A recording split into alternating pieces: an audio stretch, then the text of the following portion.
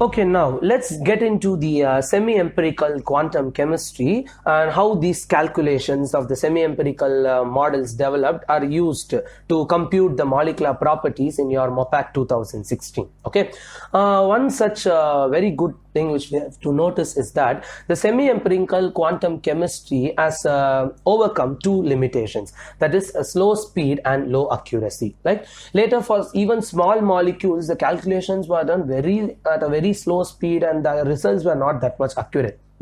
Okay, later the artifact calculation, some approximations were removed and they parameterized the integrals with certain experimental data. Okay, one such parameterization was done based on the experimental data like ionization energy, dipole moment of the molecule and everything, and so those limitations was overcome and the semi-empirical methods were found to give very accurate results with at a very faster rate. Okay, it gave results even for larger molecules also it was applicable.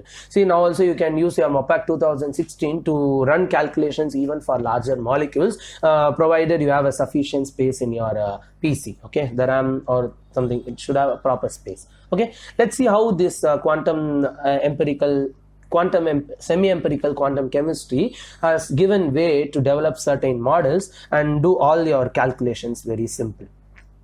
Yeah, before that, let's have a short history of how these models have developed. Okay, the semi-empirical models. Okay, it was all started by the seminal work by Huckel. Okay, so the semi-empirical model for quantum chemical calculation of molecule have greatly developed by the seminal work done by Huckel in 1931 for the treatment of organic molecule with conjugated pi system. So he first started his work by treating the conjugated pi systems of organic molecules. He developed the Huckel matrix and all such things which you will be writing. Okay, you can go for the theory by googling out or through some textbooks like that.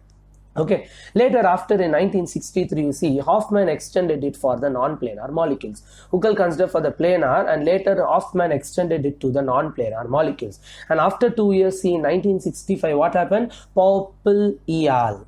See, he introduced the first semi-empirical formalism. He computed that. Okay, he computed the method for that and that was named as the complete neglect of differential overlap. It just neglected all the overlap integrals and just calculated. Okay, so this is the CNDO method which was first developed, and later what happened? The CNDO found some discrepancies that it was unable to differentiate between the singlet and triplet systems. Okay, so this was quite difficult to do. So the electronic properties like the UV spectrum properties were not able to get good results with this singlet and triplet system. So what happened? Pope et al. Introduced a new method by limiting the approximations. Only with limited amount of approximations, he introduced the intermediate neglect of differential overlap. See, here the first thing was they are completely neglected.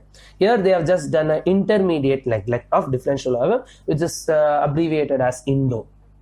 Okay, so then after INDO, what happened? They did more parameterization and they reproduced the electronic spectra. So what were the difficulties? See, the singlet triplet states were not differentiated properly and everything. All these difficulties, even though it was solved with more fine results, with more parameterization, finally they reproduced the electronic spectra and by developing the method called Zener's INDO, which is known as ZINDO.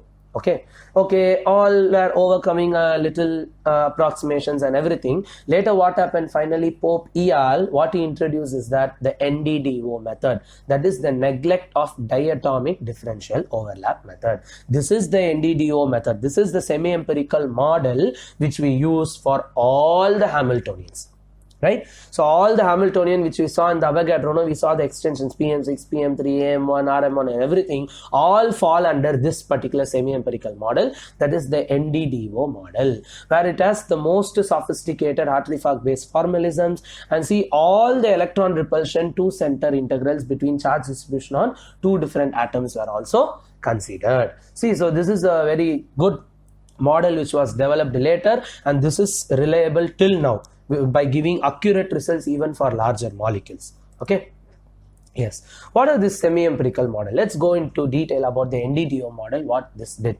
Okay, this is based on the Hartree-Fock self-consistent field method. Okay, so your MOPAC calculation runs by using this particular calculation, the Hartree-Fock self-consistent method. You have the restricted Hartree-Fock method, unrestricted Hartree-Fock method, and you can see the keyword like SCF used in your calculations, right? While you perform all the calculations in MOPAC in the demonstrations. So this kind of thing, you have the secular equation over here.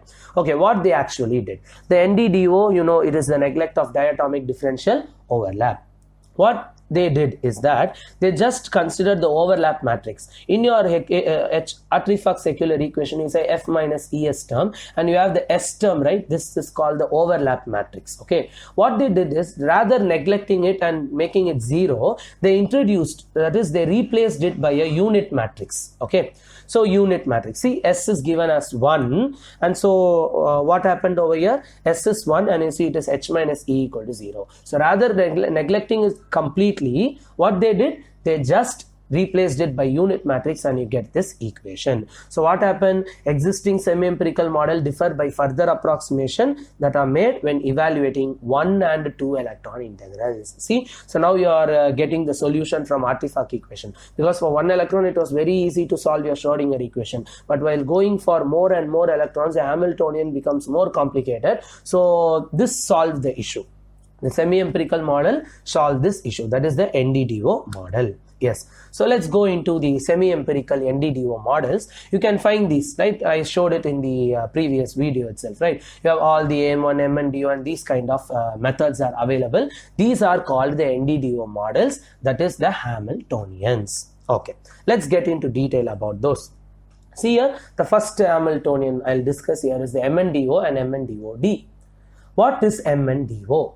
It expands like this: modified neglect of diatomic overlap, right? So it was developed by Michael Dewar and Walter Thiele in 1977, this model, this particular Hamiltonian method. So this is one of the oldest model. Okay, this is the first model which was introduced when the NDDO semi-empirical model came. So it's some oldest model which parameterizes only one center and 2 electron integrals. So one electron, the one center, that's the nucleus is in center, and the 2 electrons in motion, and they just considered that and they parameterized it. Okay, this is one of the oldest method. Okay, and what happened, it was based on the spectroscopic data for isolated atoms, and it also evaluated the 2 electron integrals. See, the 2 electron integrals interaction is there, no? They interact, okay, they repel, electronic repulsion, that was got from the idea of the multipole interaction from the classical electrostatics. So that electronic repulsion parameterization was done from the idea from classical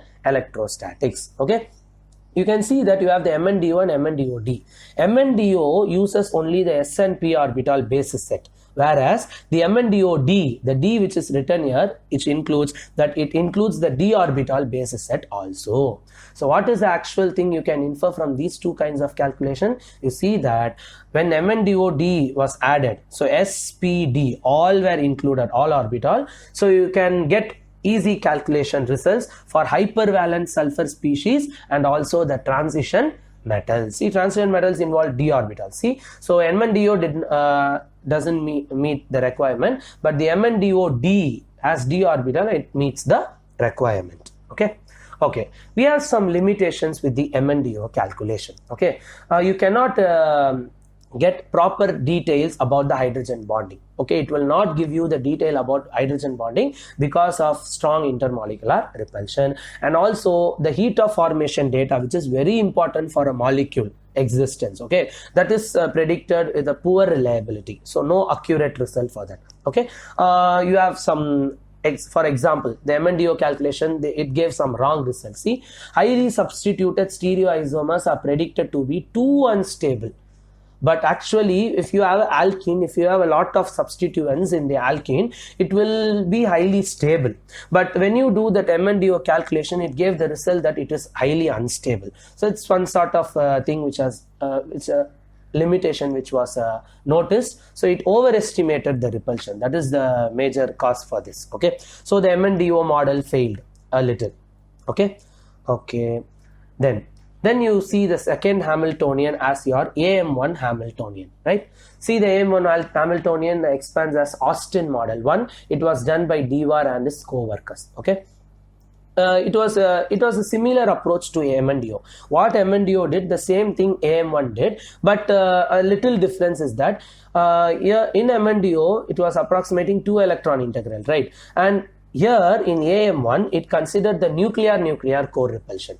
Okay, how this nuclear core repulsion was parameterized is by considering the van der Waals interactions. They consider the non-physical attractive forces, that is the van der Waals interactions. So they just left the two electron integrals and gave importance to the nuclear core repulsion by parameterizing with the non-physical attractive forces, that is the van der Waals interaction, mimicking the van der Waals interaction. Okay.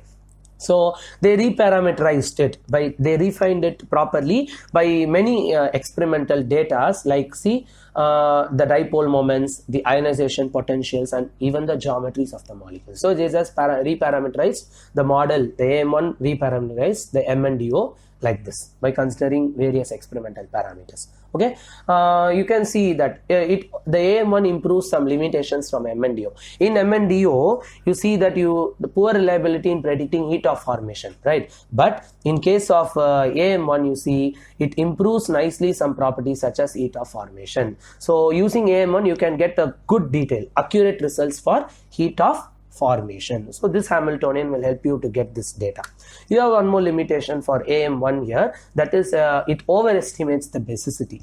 So like the values will be higher than the experimental value, so it is advisable not to use the AM1 Hamiltonian to perform the basicity things, okay, the basicity calculations and all. Okay. Okay, let's go with the PM3, that is the parametric method 3. See, this method was introduced by James Stewart. You know him, I think so. When you get the MOPAC license, he is the person who was mailing you the license key, right? So he is the one, he is working in an Air Force, and he has developed this parametric method 3. PM3 method. This was very similar to AM1. See, AM1 was very similar to MNDO. The PM3 is very similar to AM1 Hamiltonian. What is the similarity is that the same thing. The AM1, what happened, it worked on small number of atomic data, only very little atomic data, but PM3 gave large number of molecular properties. This is a quite similarity and difference, right? So AM1, it concentrated only on small number of atomic data, but you see the PM3 is parameterized to reproduce large number of molecular properties. So you can see, so rather using MNDO or AM1, you can prefer the PM3 method, PM3 Hamiltonian, right?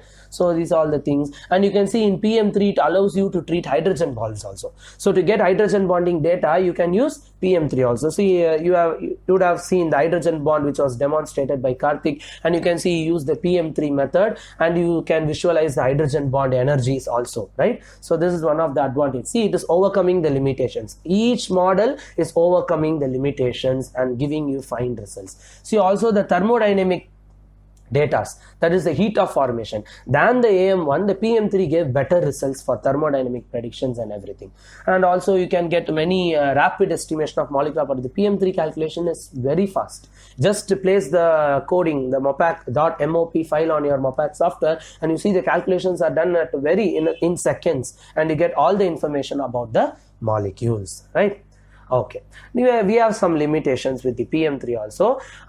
It amplifies the non-physical hydrogen-hydrogen attraction. Okay, so actually the two hydrogens will not have any sort of physical attraction, but it also amplifies that and calculates those values also. That's one kind of limitation which was encountered with the PM3 calculation. Okay, and also it results in serious problems when analyzing intermolecular interactions.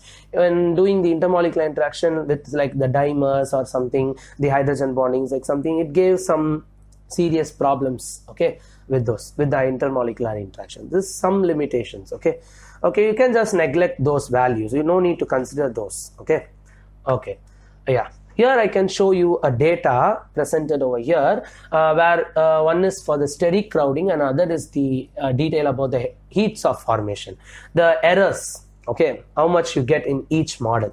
You see that this color indicates the MNDO, and this is the AM1, which is represented above, and this pink is your PM3, and this is your PDDG PM3. This is also known as the PM6. PDDG PM3 is also known as the PM6 method. Okay, you see that which has the minimal error. You see it is pentane, isopentane, and neopentane. The steric crowding keep on increasing, steric hindrance, right? You see at the starting, in this case, you see AM1 holds good. It has only negative error, so below 0, the error is below 0. So AM1 holds very good here.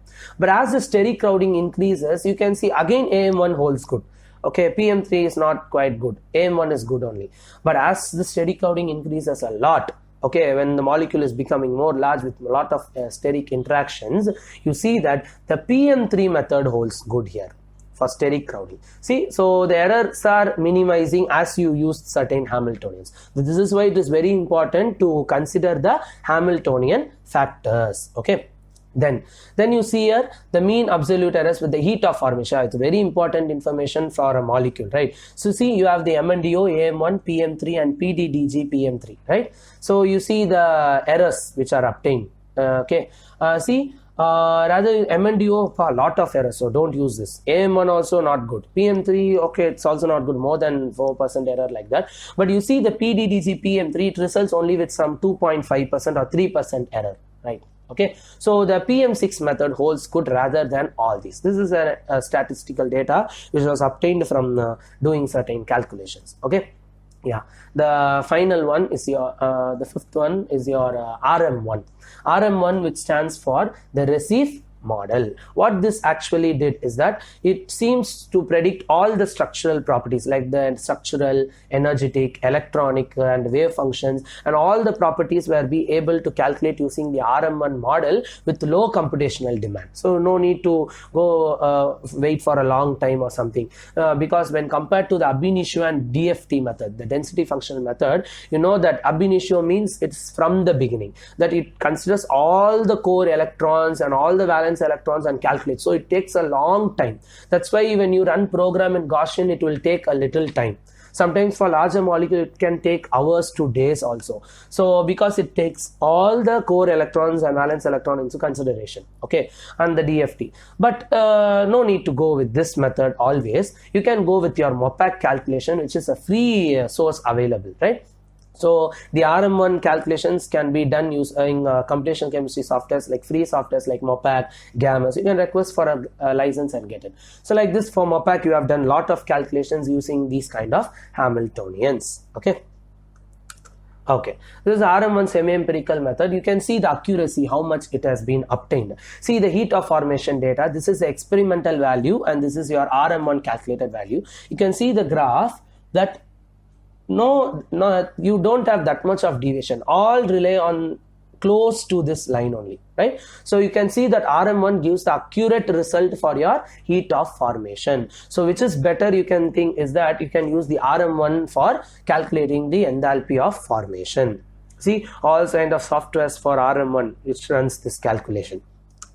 And also we have more data. See for enthalpy of formation, you see this is AM1, this is PM3, PM5 and RM1. You can see RM1 has least error. In dipole moment also you see RM1 has the least error. And in ionization energies also you can see RM1 has the least error. And in interatomic distances, bond distances also you can see RM1 has the least error. See, so compared to all other Hamiltonians which we saw earlier, RM1 holds good, right? Okay.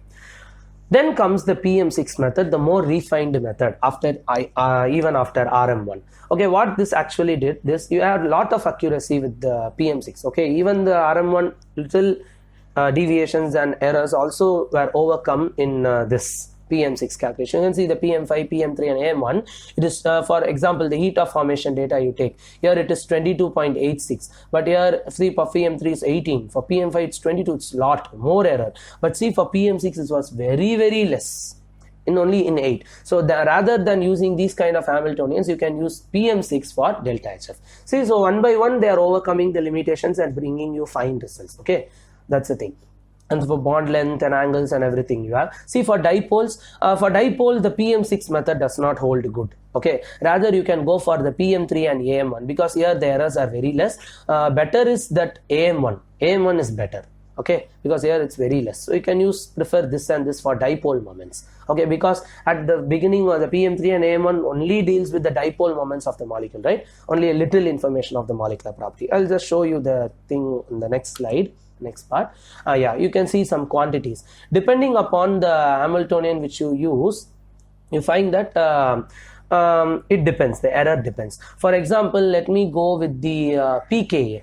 I think you had a demonstration about the pKa by Karthik. You can see that pKa differ by 0.31 units. See, it's data obtained from the official MOPAC site, where you can see that the pKa is calculated. So when your pKa, the experimental value is like 4.31, you will result with the value as 4, only 4. Okay, so just a little deviation, so don't worry about that. Okay, and the next thing which we have to see here is the errors for heat of formation. See, these are the basis sets which are used. We saw, no, depending upon the basis sets used, the error will be there. So when you use the PM6 method, when you use the proper basis set, you will get these kind of values. Okay, but see, only the PM6 method is holding very good here, right? PM6 holds good. That's the thing which you have, and you have all the data compared over here. And you have in the official website, you have the PM7 method is also developed now, and we are not using it now. We'll just implement it later. Okay, these methods were implemented, and see, the PM6 covers these kind of elements also. The hydrogen, carbon, nitrogen, oxygen, fluorine, phosphorus, sulfur, chlorine, Br, all these elements also were included in the PM6 and also in the RM1 also. Okay, that's all about the Hamiltonians. I think you had a good idea, okay, right? How to use which Hamiltonian, and which Hamiltonian gives you the accurate results and everything. So we covered the theory because you need to know what these actually does. So for your research works, this would do a great help, because you can't just choose some Hamiltonians and use it, right? So you should know the clear idea about what type of Hamiltonian you have to use, because in research works you will be working with a lot of like large molecules and everything, and it will contain more atoms. So you should not use that. Okay, so instead you can get the details about that. You can also refer these sources, because all the informations were taken from this only. Okay, so you can go with the references and get more details about this. We have some articles also, so you get more details about the Hamiltonian. Okay, so thank you.